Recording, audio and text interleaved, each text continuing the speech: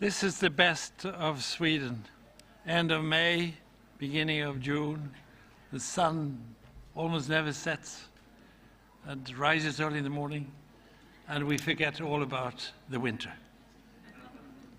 I'm talking to my board members from more exotic places. So here we meet again.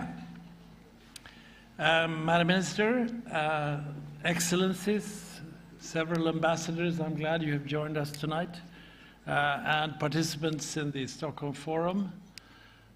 Great to see you here in the evening. This is the Stockholm, the SIPRI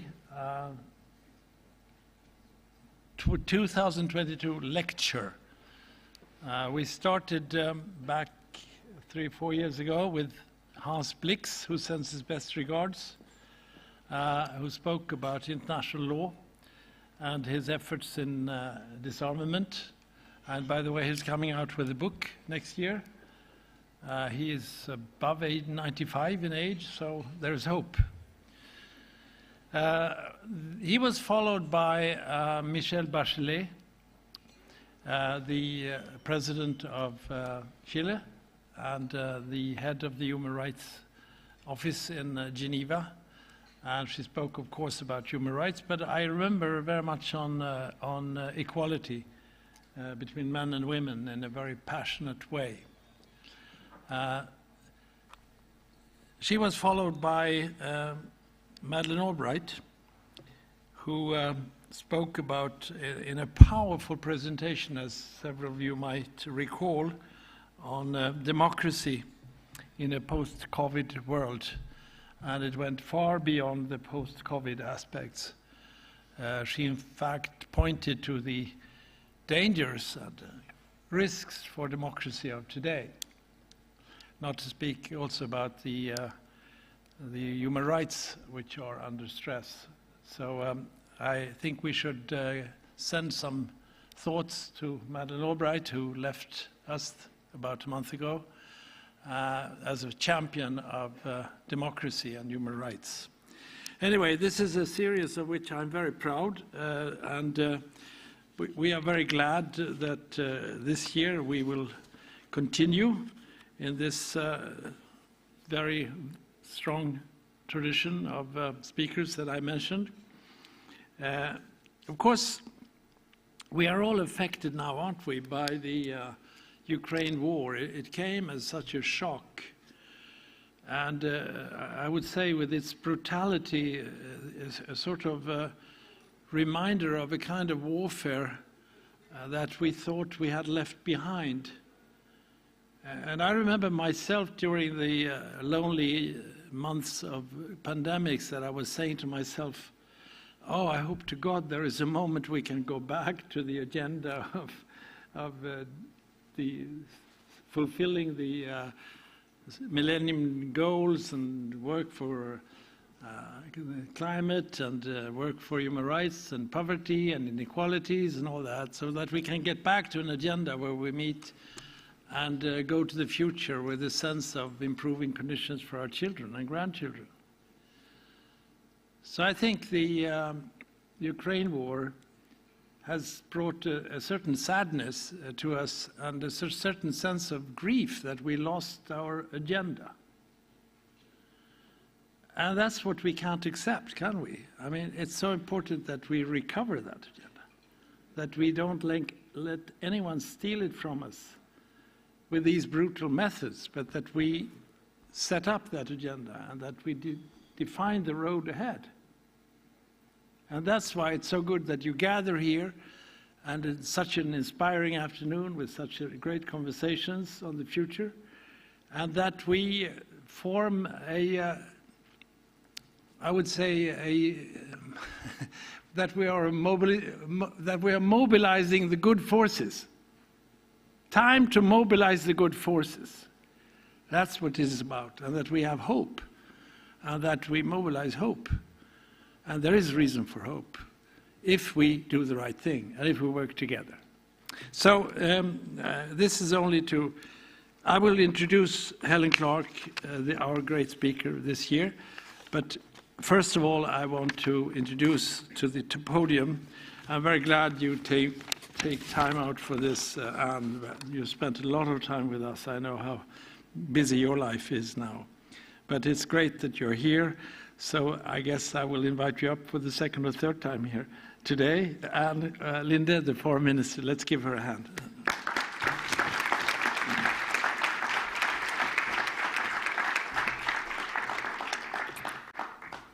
Thank you very much, John. It's a great pleasure for me to be here, not only with all of you, but also with my two predecessors and friends, you and also Margot. I also look forward to listen to Helen's wise thoughts, which I have been having the pleasure to listen to several times in different capacity. The SIPRI's initiative, Environment for Peace, initiated, it's indeed timely. As the report shows, we face a new risk landscape which calls for our urgent action. We need strength and courage to, without delay, address the peace and security implications of environmental risks and climate change in a mutually reinforcing way. Advancing this was a key achievement of my chairpersonship of the OSCE last year. We put it also on the agenda of the UN Security Council during our tenure there, 2017 and 18. And we will continue this work during our EU presidency next year, feeding into the United Nations Summit of the future next fall. It will not come as a surprise that we are also pushing for equal representation of influence by women in the decision-making when it comes to climate and security. The Women, Peace and Security agenda has to be a top priority in all organizations and in everything we do. When I earlier today had the opportunity to talk about other threats, my message was that we must at the same time continue to focus on the longer term and broader joint challenges of climate change and its impact on security. And one of you who are listening via the internet, you put a very permanent question about this, and I couldn't agree more. We have to do the acute things, but we also have to think long-term. We must join forces cross-regionally to respond to the direct and indirect consequences of these compound and interconnected challenges we face. The report and the whole Stockholm Forum will, on these important issues, feed directly into the next week's Stockholm Plus 50 conference. And I hope that many of you will follow that in different ways. So thank you very much. Looking forward to listen to Helen, and back to you again. Thank you.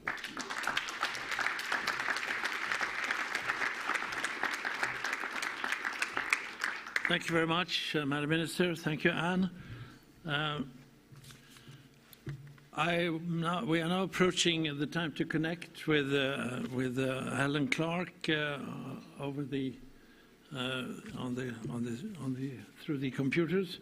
But let me say a few words in introduction of the speaker. As you understand, we are extremely proud to have this year's SIPRI Lecture delivered by Her Excellency Helen Clark, former Prime Minister of New Zealand.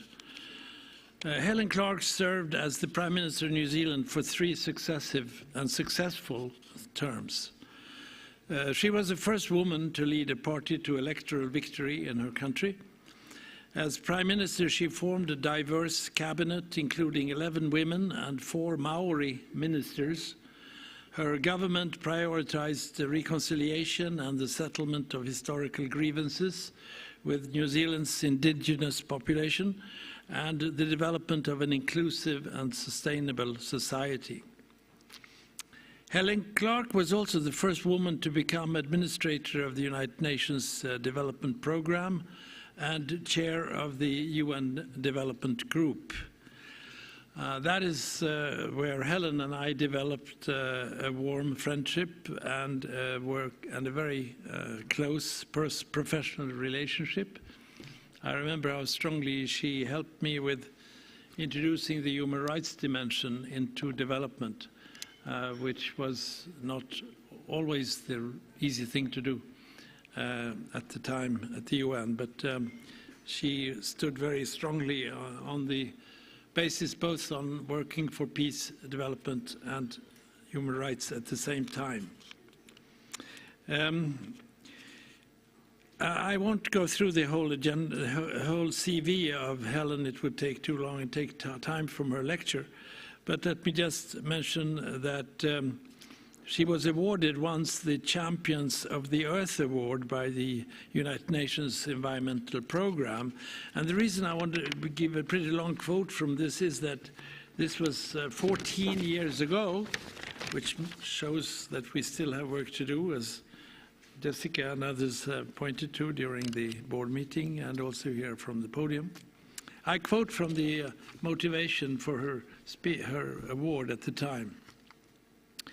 By setting a carbon-neutral goal for New Zealand, Helen has put her country at the forefront of today's environmental challenges 3 major policy initiatives launched by Helen are blazing new trails for sustainability and the fight against climate change: the emissions trading scheme, the energy strategy, and the energy efficiency and conservation strategy.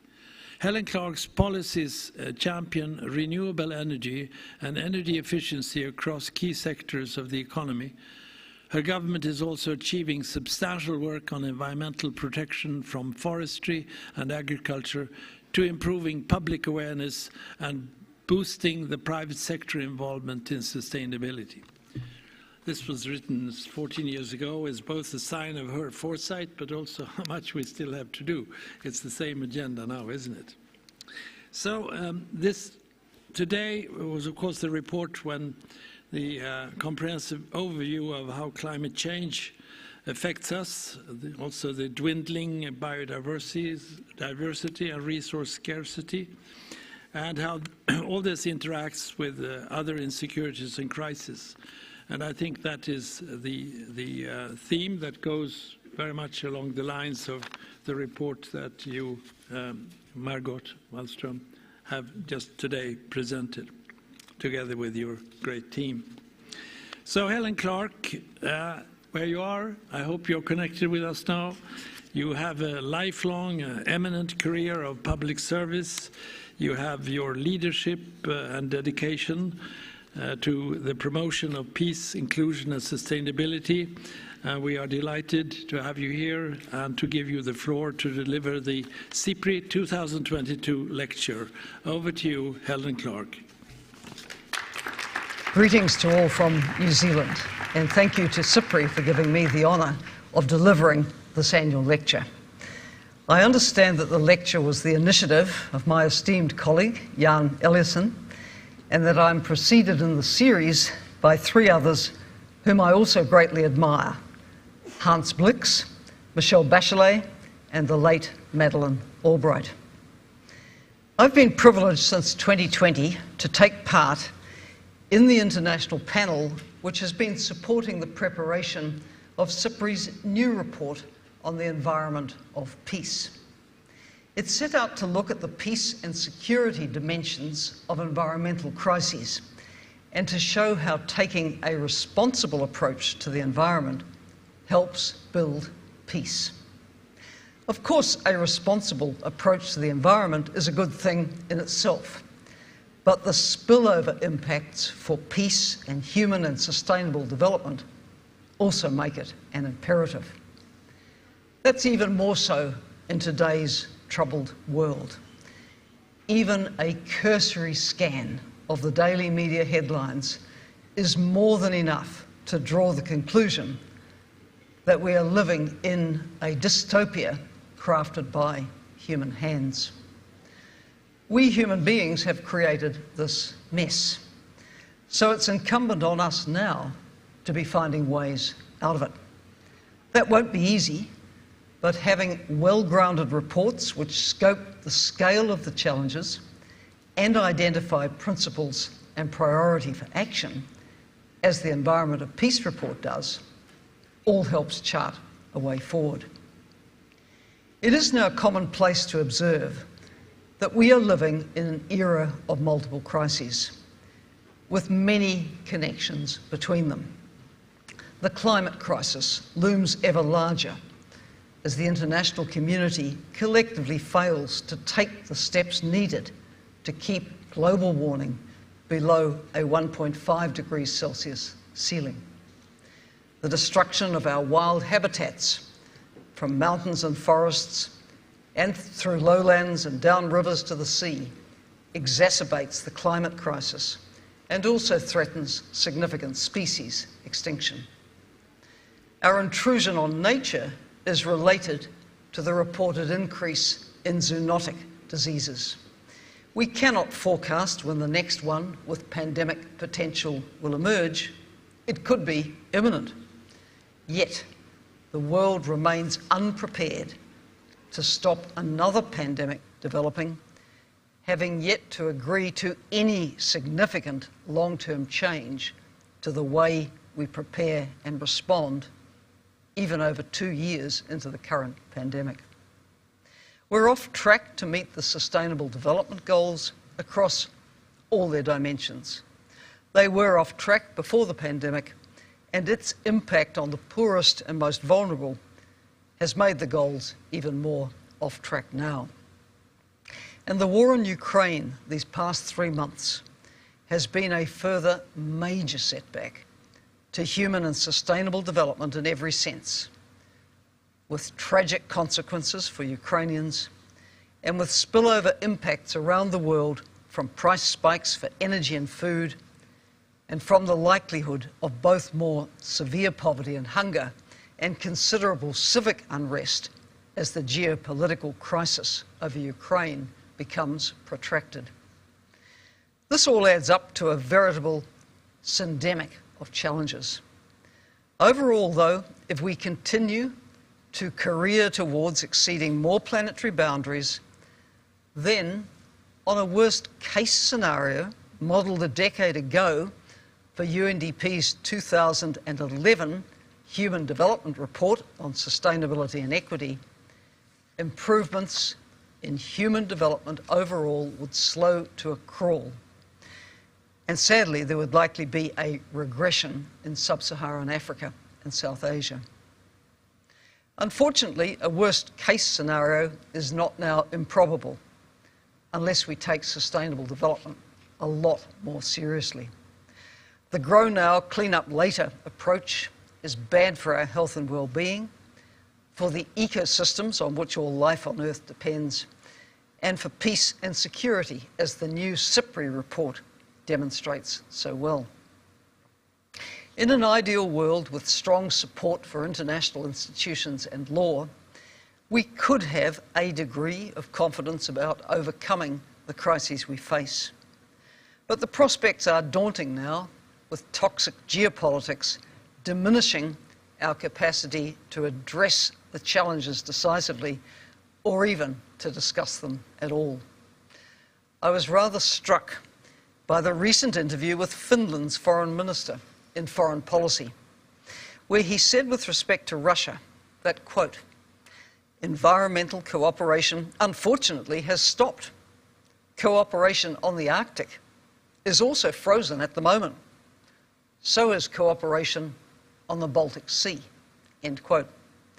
If such obvious areas of mutual interest between two neighbours are off the table for discussion, what hope then for the Climate Change Conference of Parties in Egypt later this year, the need to strengthen the global architecture for pandemic preparedness and response, and the success of the Beyond Borders and National Jurisdictions negotiations concerning our oceans.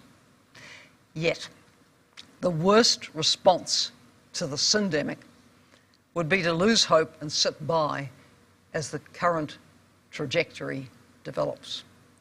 More than once in my time at the United Nations in New York, I heard Jan Eliasson say, I'm an optimist, but I'm a worried optimist.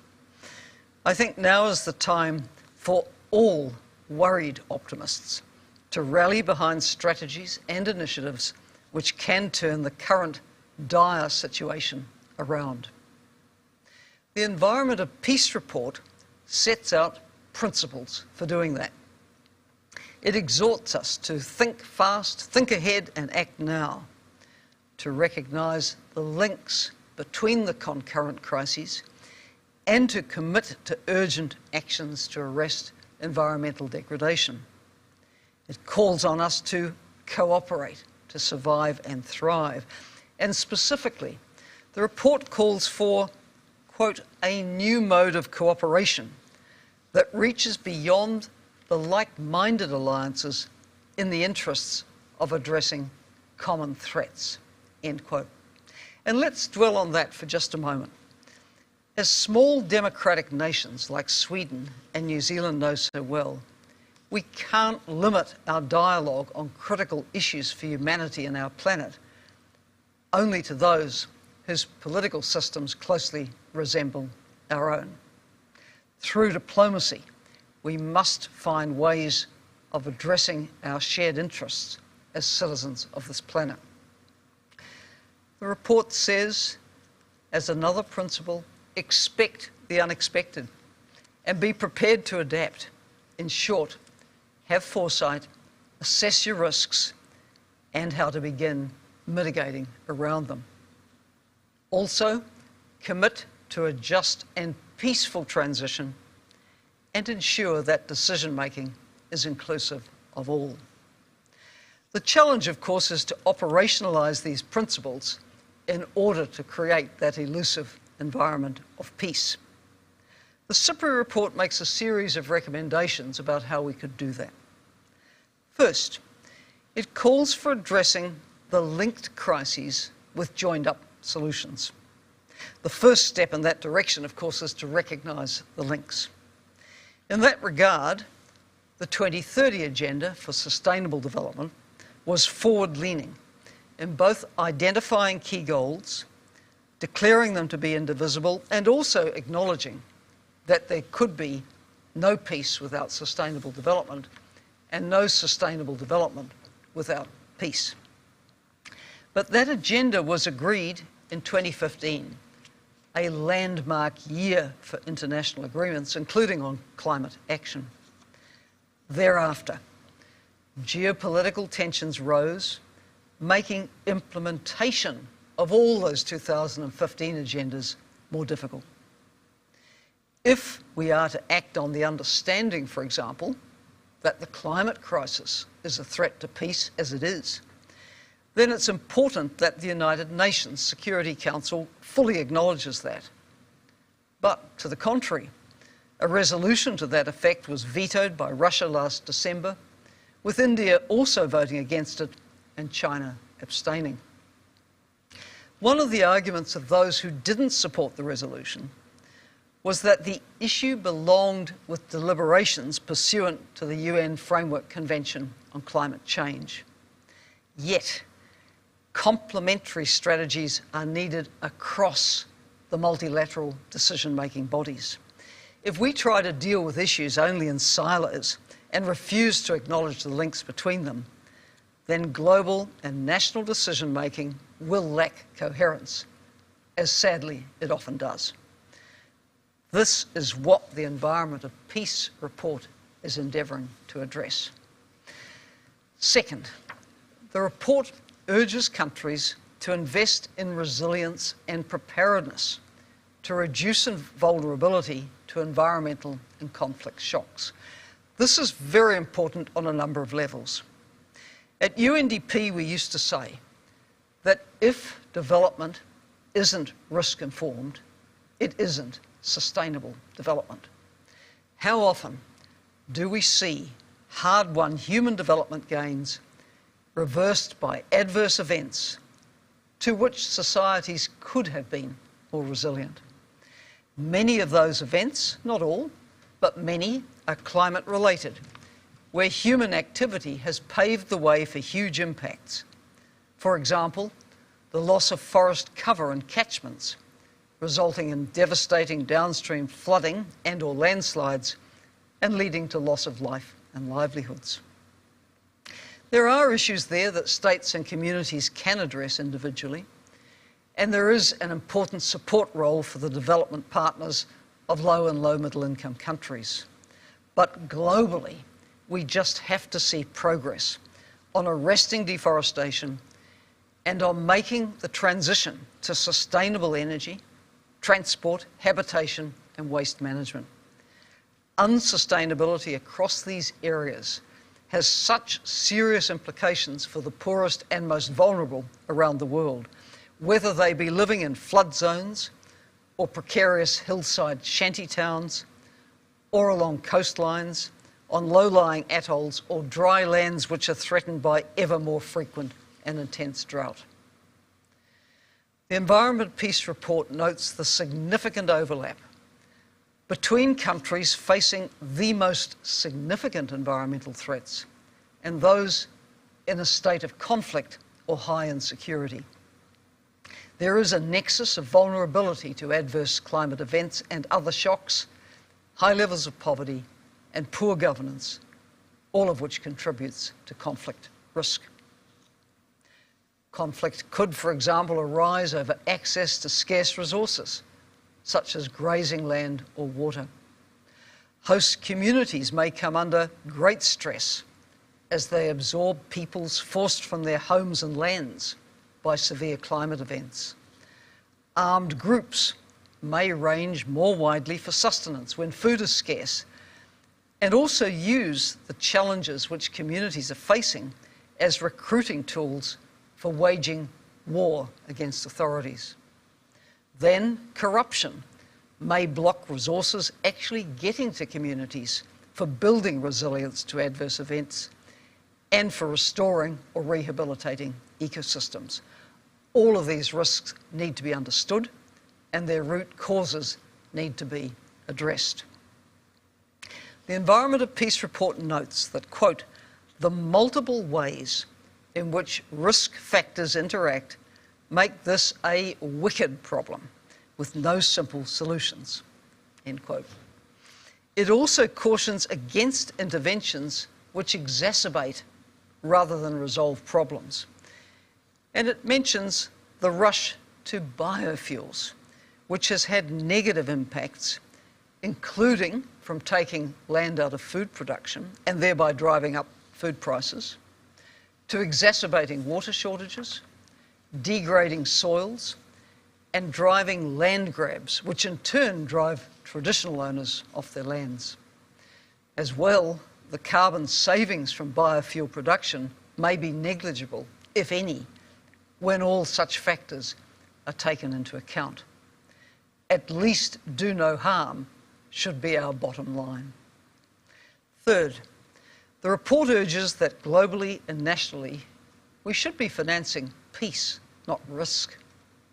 It rightly identifies the wasteful use of public monies on subsidies for fossil fuels and deforestation, which is so destructive to the climate ecosystem, and also fishing subsidies, which encourage overfishing and thereby depletion of our wild fisheries. These subsidies have to end. As well, we need more investment in good practice across climate change adaptation and mitigation. High-income countries have yet to fully make good on their commitment to provide $100 billion a year in climate finance. That funding is badly needed for low and middle income countries which are trying to adapt to the climate risks they already face and to adopt a more sustainable path to development. Up until now, China, Japan and the Republic of Korea have all been financing coal power generation in developing countries. While as G20 members they've undertaken to end that, they haven't yet joined other major development partners in pledging to stop supporting all fossil fuel projects. Yet, the evidence is clear that the world must stop investing in these to have any chance of reaching net zero global emissions by 2050. Fourth recommendation, there must be a just and a peaceful transition. Without careful planning and provision, the ecological transition, which must happen to secure our common future, will create winners and losers, further destabilising communities and states. Yet there are examples from around the world of how transitionals away from unsustainable practice have occurred with an emphasis on creating alternative livelihoods and sectors. Let me give two examples from New Zealand. The first involved the very first executive decision of my new government in 1999 to stop logging native forest on all public land. It was a practice that had persisted in one region of New Zealand, and of course the cessation had local economic implications. So, a sizable regional development grant was made to enable diversification to other sectors and livelihoods. More recently, in 2018, Jacinda Ardern's government announced that there would be no more offshore oil and gas exploration permits granted in New Zealand. The burden of that fell on one region which serviced that sector, and it too has been the beneficiary of funding for diversification. I understand that Spain took a similar approach when it ended coal extraction in recent years. Make no mistake, many developing countries are very exposed to the energy transition which has to happen for us to meet the goals of the Paris Climate Agreement. A number are late entrants to the oil and gas sectors and have been counting on an economic boost from them. Many of these countries are members of the Extractive Industries Transparency Initiative, EITI, whose board I chair.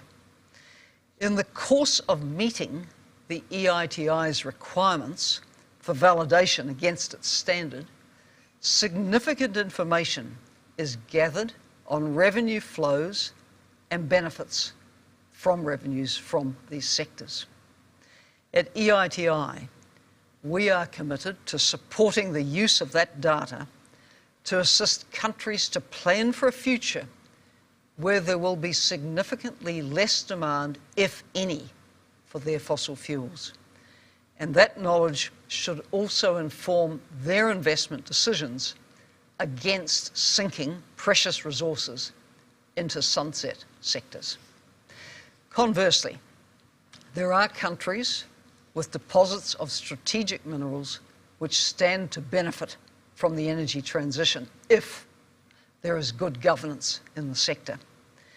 Implementing the EITI's standard helps to put in place safeguards to mitigate the risks of extractor sector development to societies, the environment, and to peace. Fifth recommendation. In creating an environment of peace, decision-making itself should be inclusive and provide for meaningful engagement. The report argues for recognition of Indigenous knowledge with respect to conservation of the natural environment and of the rights of Indigenous peoples. A study by FAO and the Fund for the Development of Indigenous Peoples of Latin America and the Caribbean, FELAC, found that land in Indigenous territories in the Amazon basin was far more likely to be protected than that under other control. So, upholding Indigenous peoples' rights to title over their lands is vital for arresting deforestation. Yet many in that region defending those rights and their lands have lost their lives under assault from the intrusion of unsustainable sectors. Women also must be fully included in addressing environmental risks and their security implications. Where livelihood diversification is needed, it must create opportunities for women too. The climate crisis magnifies existing inequalities through its differential impacts. Addressing the crisis needs women's perspectives and full engagement. The voices and perspectives of youth must be heard too. Where security risks arise, youth themselves are at risk of being instrumentalised. Youth with opportunity and voice are a very powerful force for good in all societies. Sixth and last recommendation. The report closes with a clarion call for more education and information about the links between security and environmental crises. There needs to be a lot of listening to those on the front lines of these crises to draw on their wisdom on what would help reduce risk. This knowledge may well be very local, in communities far from government headquarters and development partner offices in capital cities. Understanding the local contexts will be critical to supporting initiatives which are actually beneficial to and desired by communities. To conclude, would the world be a better place if the approach advocated by the Environment of Peace report was followed? The answer has to be an unequivocal yes. Certainly, not all threats to peace and security, nor actual breakdowns into conflict, have a relationship to environmental crises, but many do.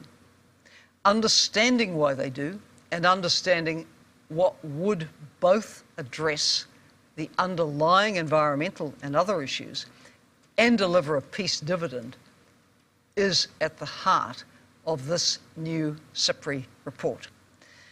I commend it to all who want to support a transition to a more sustainable and peaceful world, which surely should be a common goal for all humanity. Thank you.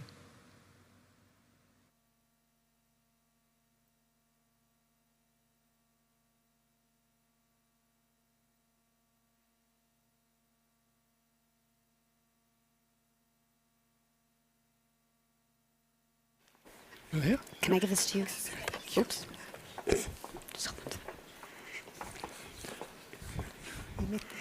Whenever. You pröva.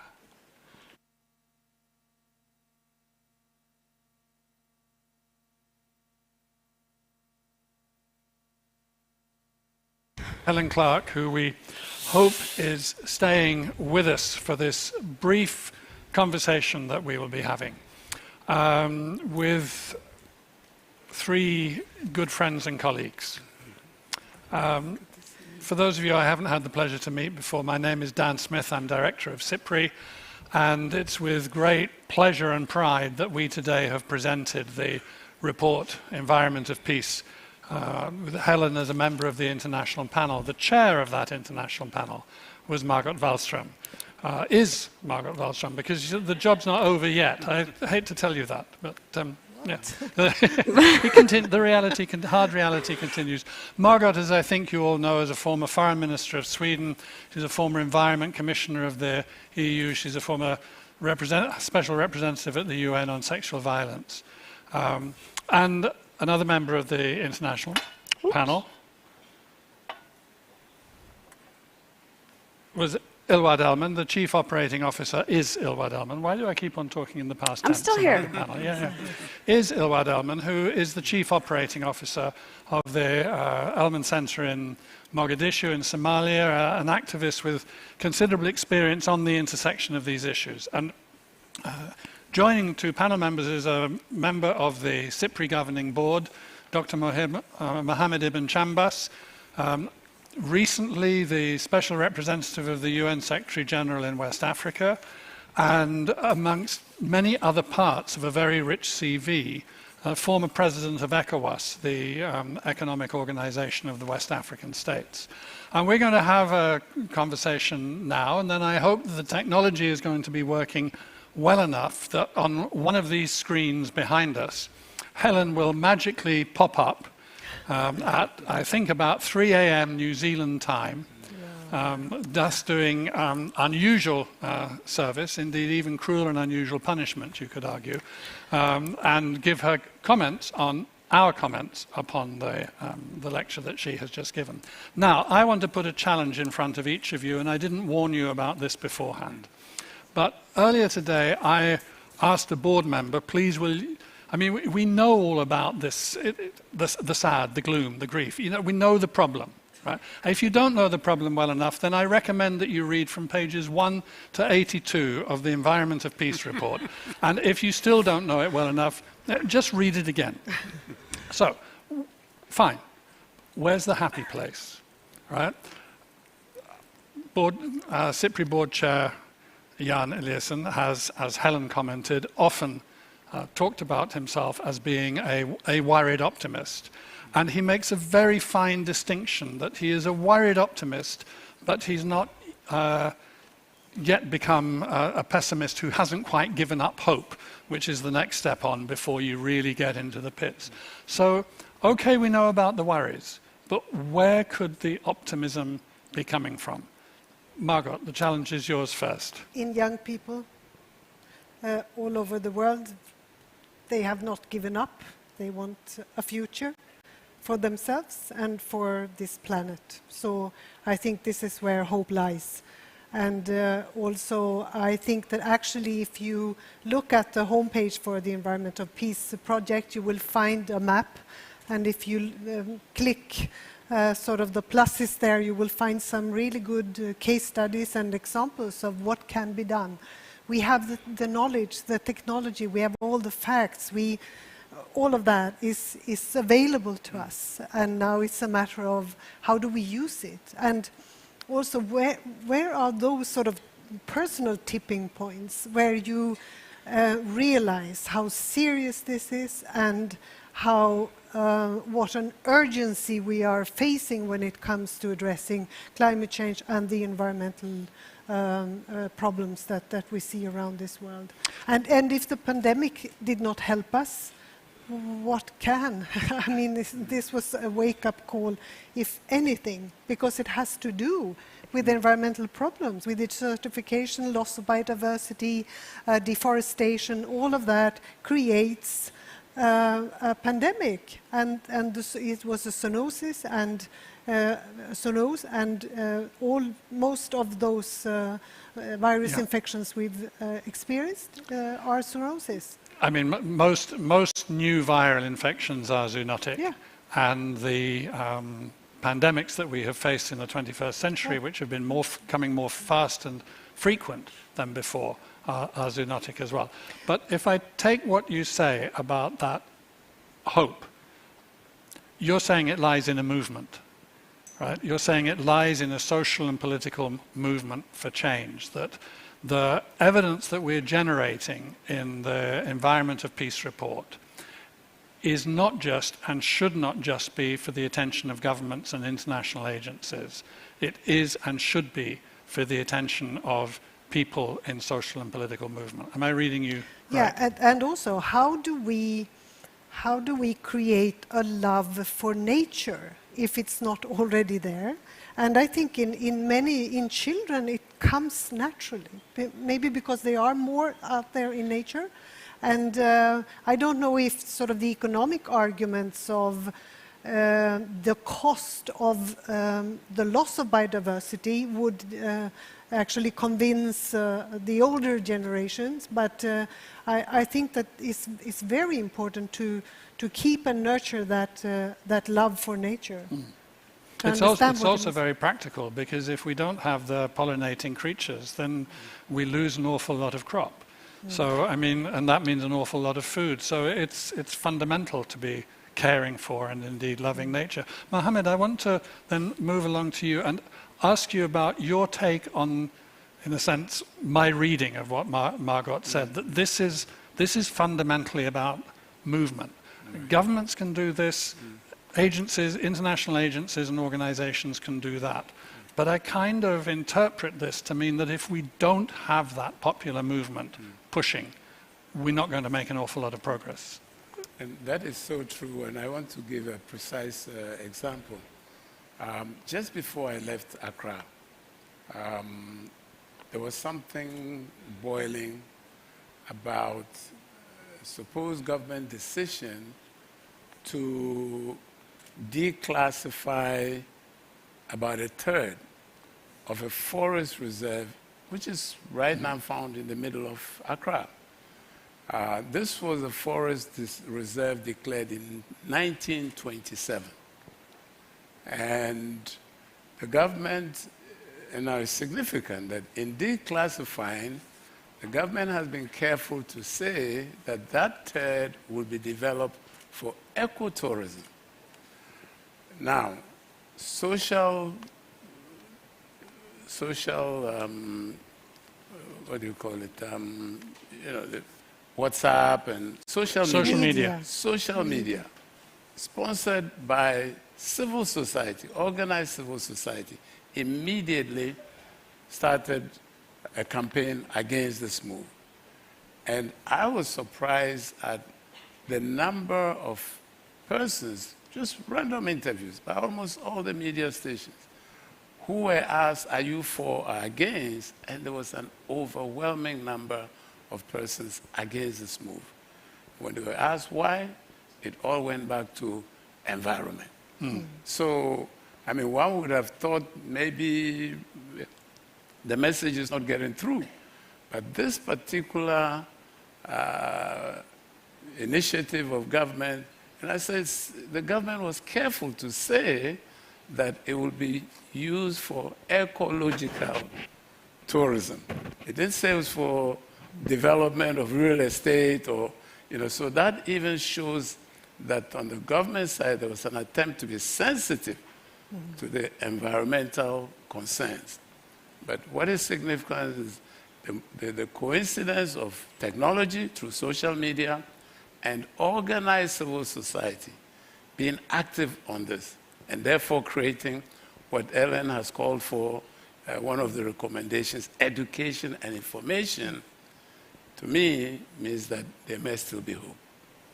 I mean, Ilwad, when we were talking at lunchtime as we launched this out, and when we were talking in the afternoon as well on the introductory panel, and I'm kind of getting confused as to actually which conversation it was, you emphasized the importance of education. That for you was the kind of the beginning point of everything. Do you feel, well, in Somalia, do you feel that that is happening, it is possible, or do you feel that it is still blocked by the political conditions that you find yourselves in? Well, first of all, education is 100% privatized in Somalia.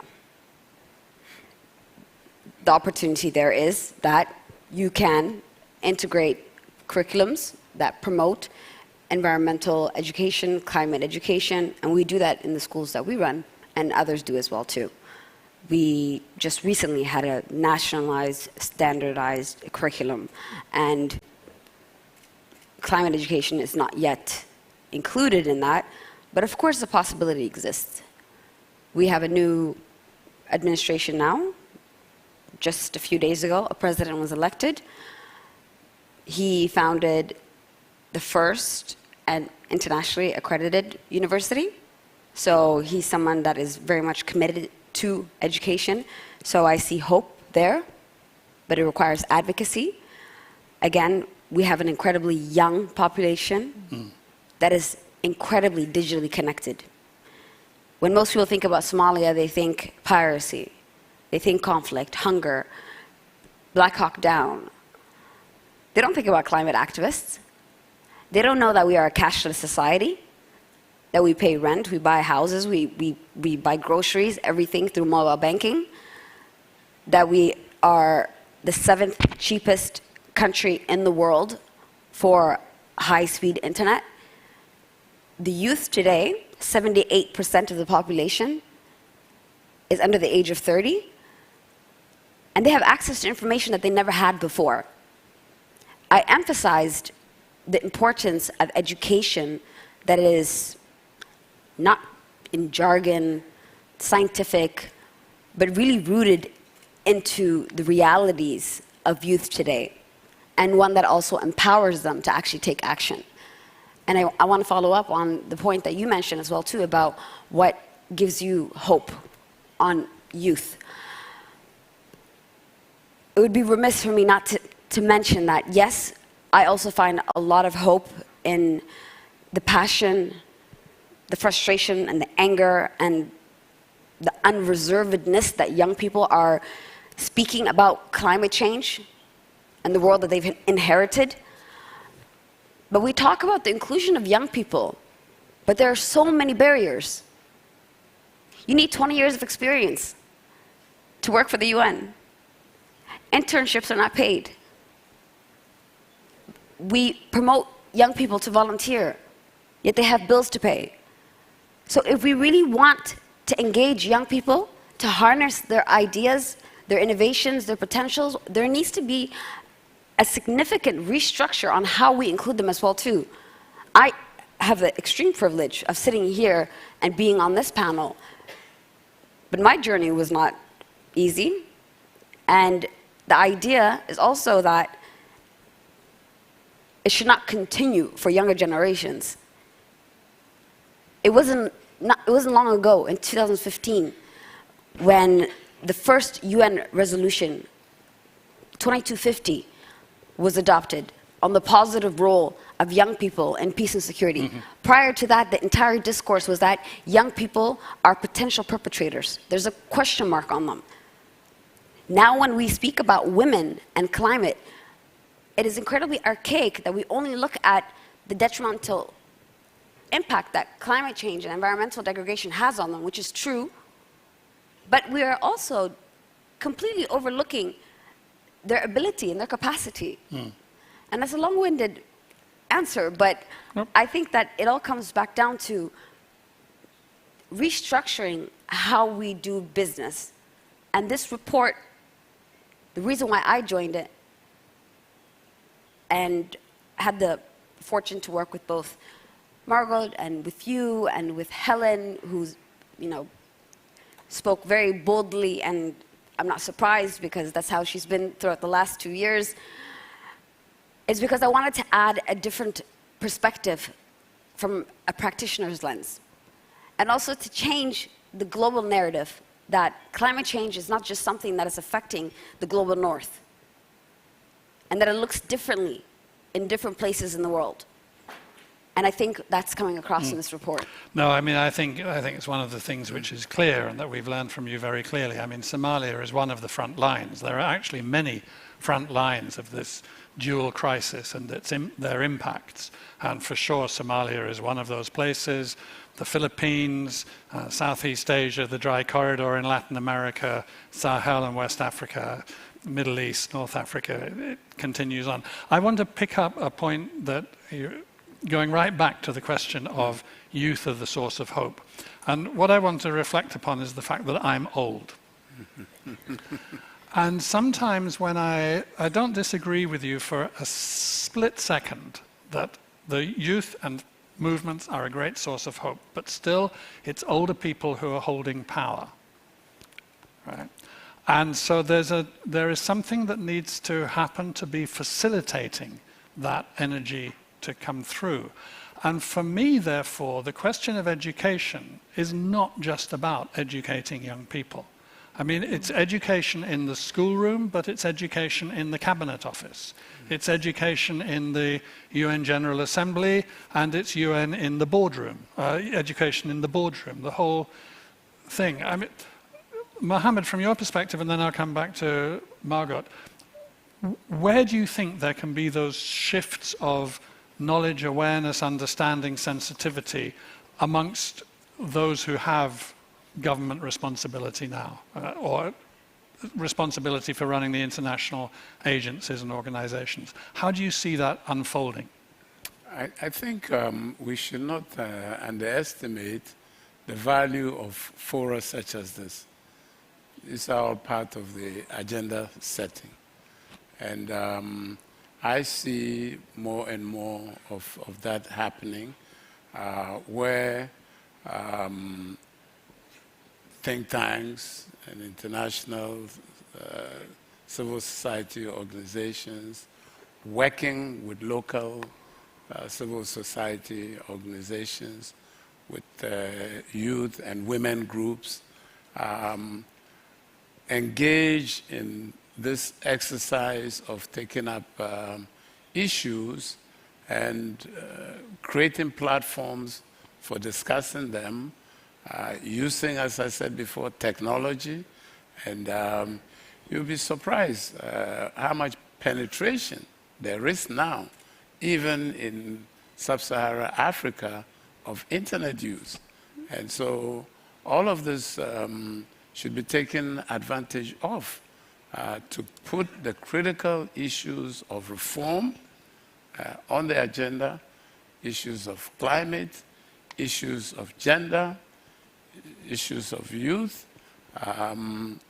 There is resistance, there's no question about that. Again, I'll give an example recently where working with, indeed, a Swedish international organization, the IDEA, I was a facilitator in the Gambia for the elections that were just held there. And one of the issues we were driving was to ensure good participation of women, which was achieved because women were out there campaigning on election day. We saw women were out there in numbers to vote. But regrettably, when the dust settled, the National Assembly, you still have 3 or 4 women out of the entire National Assembly. Incidentally, the same as the previous. So absolutely no progress. In the executive, regrettably, the vice president, who was a woman before, has been replaced by a male. The speaker of the Assembly, of the National Assembly, appointed by the president, is also now a male instead of a female. So there are those challenges that are still there. But coming back again to the hope issue, a majority, an overwhelming majority of the membership of the National Assembly, though, were youth. I mean, talking of persons 40% and less. And that, for me, was significant. Let's hope that they will bring the necessary dynamism and the necessary focus on issues that will make Gambia a better society to the fore, because this is what we want. We want to see more youth in positions of authority. It is happening in that particular case. Let's see what the results will be. And Margaret, you were champion for the feminist foreign policy and the feminist government of Sweden. And it seems to me that in that context, education, understanding, or education in the broadest sense, not excluding the school and university sense, but not just that. It's a fundamental part of how we make progress on these issues, isn't it? Let's go back one step, because what we're talking about, let's be honest, we are talking about power and money.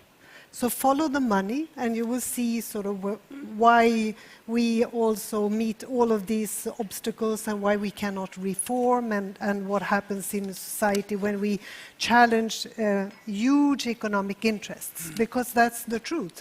We want to save forests. Well, those who own those forests do not want to lose their income from forestry, and all of those changes that involves changing also societal structures will be met with opposition. And I can just go back and think about when I was an environment commissioner, we had a lot of proposals on regulating exhaustions from cars. We regulated chemicals, and it was definitely an example of exactly this. We had so many young people, so many women working in the environment organizations, in the NGOs. They were really driving these issues. But I remember Gerhard Schröder, who now works for Putin, and he came to Prodi, Romano Prodi was the Commission President, and said, I want to complain about the Environment Commissioner, because she's now challenging huge interests, economic interests in Germany, so she should be fired. And luckily, Prodi refused to do that, but he said that these are necessary reforms, and we have united around these. But he had a long list of complaints, and it was, of course, all the chemicals industry as well. So, I mean, this is why things do not happen. We also have to follow the sort of power, understand power balances and big money in all of this. Well, interestingly enough, see what happened to him.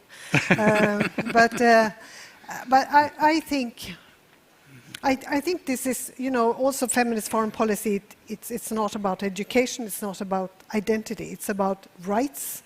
It's about representation, and it's about resources. I have not turned it into an identity issue. No. I turned it into a very practical policy that has to be carried out everywhere. But I think and young people, I do not mean that they should carry the responsibility, because that is on us as well. Our whole lives has to be also full of taking responsibility for everything we do as individuals, as families, as decision makers or leaders. in our different capacities, we have to understand that we are up to something that will change the future of our... Now I have grandchildren, so it's the future of theirs. This is what will be impacted. In 10 years, they will feel an enormous change in their living conditions if we cannot act swiftly and strongly enough. That's the truth, I'm sorry to say, and we just have to realize that that's where we are today. I feel a bit, let down by everybody that cannot understand that this is how serious it is. And of course we need to make sure that every child, every student also has a knowledge of sustainable development and what we can do. And it must be also at the academic level. We have to increase our knowledge about it. But young people carry the hope because they have not given up. They cannot give up. Right, the clock is ticking in the red, which means there is not... No, don't apologize. There's not very much time. But so a thought from Ilwad, and then a thought from Mohamed, and then we'll check to see if Helen is indeed available. But a quick one. I'll try to be as fast as possible, but I do want to commend you on the feminist foreign policy. And if there's one thing that we saw during the pandemic, is that the leadership of women during the pandemic, the quick decisions that they made where men, other leaders were more reserved or slower to react, women did what they needed to do very fast. And I think that this is progress that we need to celebrate. I also want to challenge the clumping of youth, women, children all the time. They are not a homogeneous group. When we talk about the Women, Peace, and Security agenda, we're often talking about older, elite women. Young women, peace builders like myself, sitting next to an older, iconic, peace-building woman, I can't speak. When we talk about the Youth, Peace, and Security agenda, that usually means young, elite men. The role of young women, particularly in these spaces, is completely overlooked. So I think that I liked what Helen said about Jan, that he's an optimist, but a worried optimist. And sometimes I wonder if I'm an idealist masquerading as an optimist. Because in this climate, where we have so many challenges, the only thing we can do is really have hope. But it's frightening. It's terrifying, the situation that we're in. And I think that we articulate that in this report, that we don't have any more time to waste. And one thing that also struck me from Helen's remarks was that there was $100 billion from high-income countries committed. And not spent. That was not spent. Yeah. And this contributes to the global trust deficit. This contributes to the disillusionment that young people and actors outside of the international diplomacy space have. Right. So my final point is that there's a lot that can be learned from youth organizations. They're more intersectional, they're more gender equal, they're more innovative, and often, without resources, they take action and not just ask for money first. So I think that we need to recalibrate the same way you said, not just educating youth, but educating policymakers. Thank you, Mohamed. Just to say that the cost of transition is high. And in South countries, there's also a feeling that we're contributing so little to the crisis, to the problem. Yet we have to be part of the solution. And my worry now is that because of what Helen calls the toxic geostrategic, geosecurity and strategic situation we're going through, that the funding for the transition may become more and more difficult.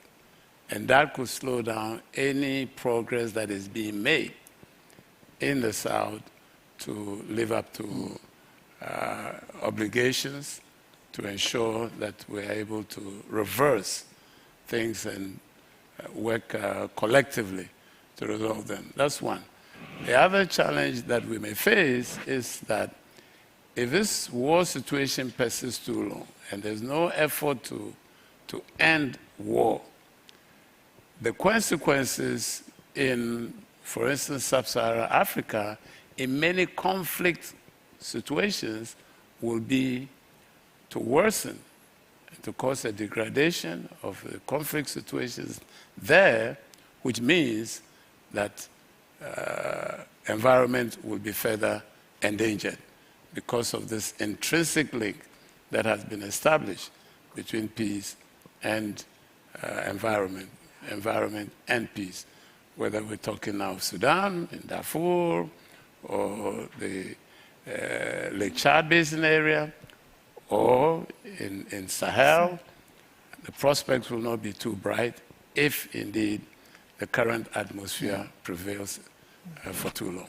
So I think these are wise words of warning. What I want to say before moving to check in again with Helen for her thoughts on what she's been hearing, hopefully listening to this, is just to give really quickly the headlines of the 6 recommendations. Right? One is link problems, therefore linked solutions. The second one is invest. It's all about preparedness and prevention. It's not about chasing after the ambulance. The third thing is finance peace, not risk. There's $500 billion is being spent on fossil fuel subsidies at the moment, directly. The resources are available if we manage to mobilize them. The fourth one is to focus on the fact that the transition must be just and peaceful. A just and peaceful transition will also be a transition that works. Part of it being just, as the 5th recommendation, is that it is inclusive. Nothing about us without us. It's a fundamental slogan about rights and involvement and engagement. And again, that's required in order for it to be efficient, in order for it to work. And the last thing, which in some ways for me underpins the whole thing, is this sense of education, information, understanding. It's not linked to one generation or one group. We all need to and can learn more. And now I'm hoping that I've just had 2 thumbs up from over there, just like the old film reviewers. I don't know if you ever saw those programs in America. It's 1 thumb up from Stephanie and it's 1 from Martina. And there, as a result of that, Helen is on the screen. And please, Helen, your comments on our comments on your wonderful lecture. Well, thanks so much, Dan, and greetings to everybody. And I've really loved following the discussion. And picking up from where Margot was on young people giving us hope. Young people are amazing on the climate crisis, and let's acknowledge the leadership that's come from Greta in Sweden on that.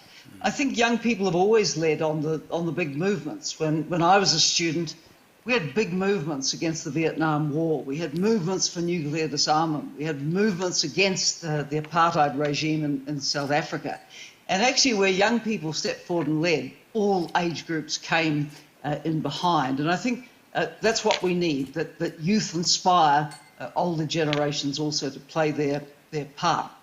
If you want a message of hope, I would say look to the quite extraordinary results of the Australian election on Saturday.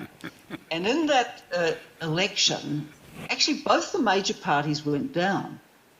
The Green Party went up, and these independent moderates, if you like, won some of the wealthiest electorates in Australia on campaigning against the climate crisis and some other issues. But the climate crisis in Australia has now shifted to the centre ground of politics. And this is so exciting for a country that's been characterised by big coal and, frankly, not doing a lot for quite a while on reducing its carbon footprint.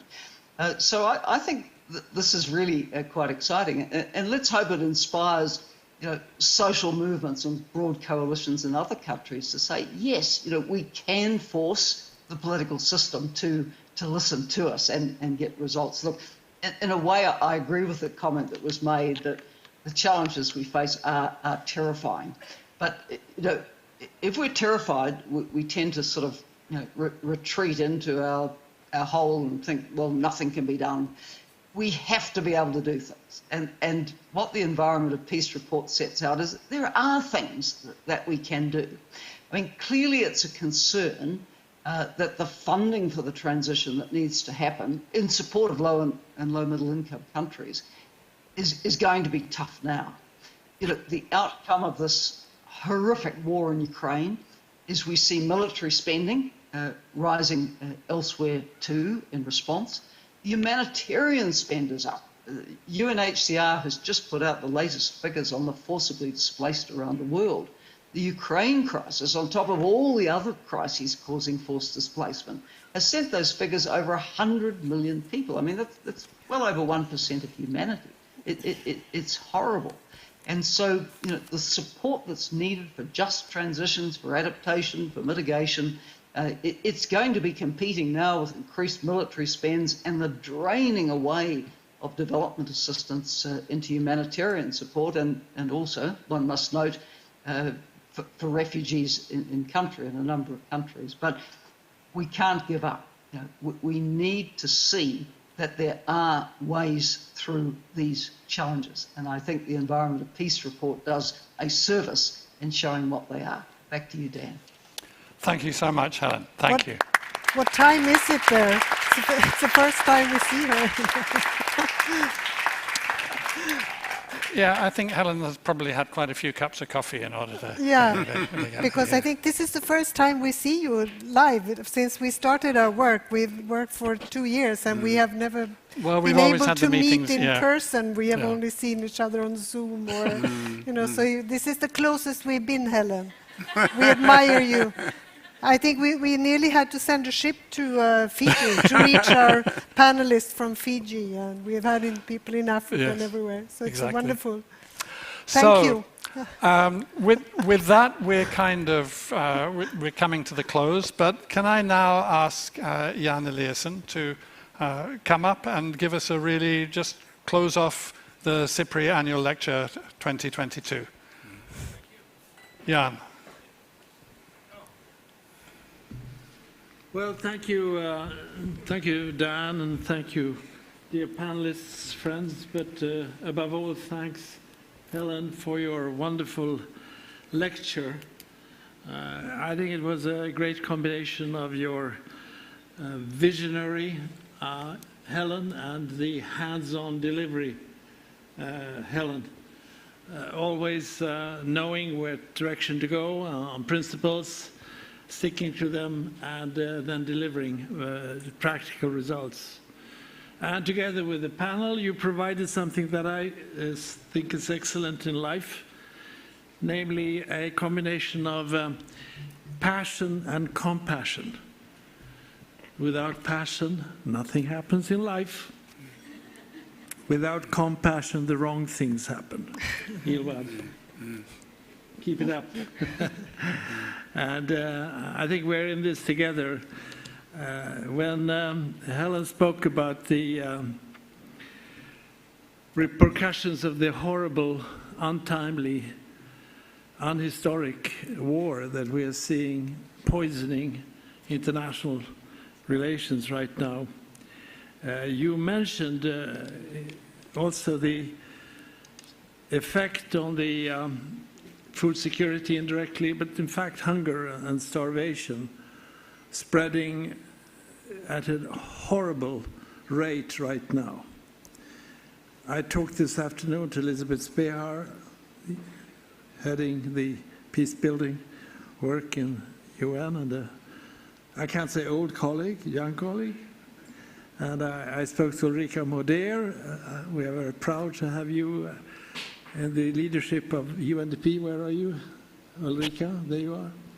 The two of you both really seriously brought up with me, something which relates to the discussion we have had on the crisis for multilateralism. But it is also right now a crisis of solidarity. Because when these needs really explode in such a way as they do, and my old colleagues, I was earlier emergency relief coordinator in the UN. When my colleagues call me from all over the world and really tell me how things are on the ground in Afghanistan, in Ethiopia, in Yemen, it's really heartbreaking. So I think we need really to say to ourselves that now is the time where we are tested. We are tested right now on so many important fronts. We are tested on international cooperation. We are tested on solidarity. We are, in fact, tested on democracy. So when this report comes out, it's a piece that is representing the mobilization of good forces that you are standing for. And I think we need to be reminded of this.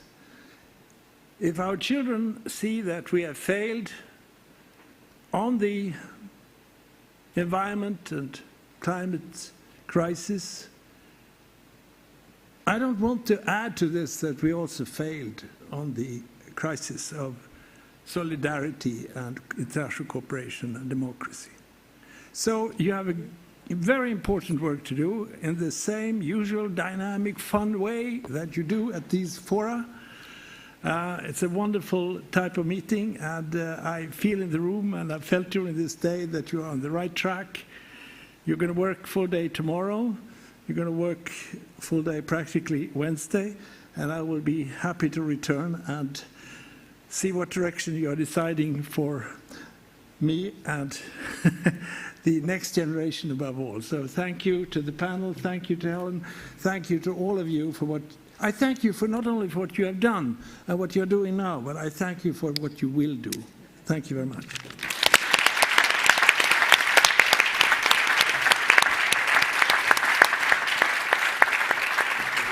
Always a pleasure.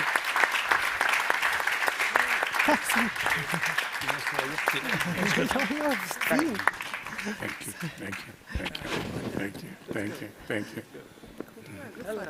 Helen. We want to do a group photo. Yeah. You want to do a group photo? Group photo. Jan. Yes.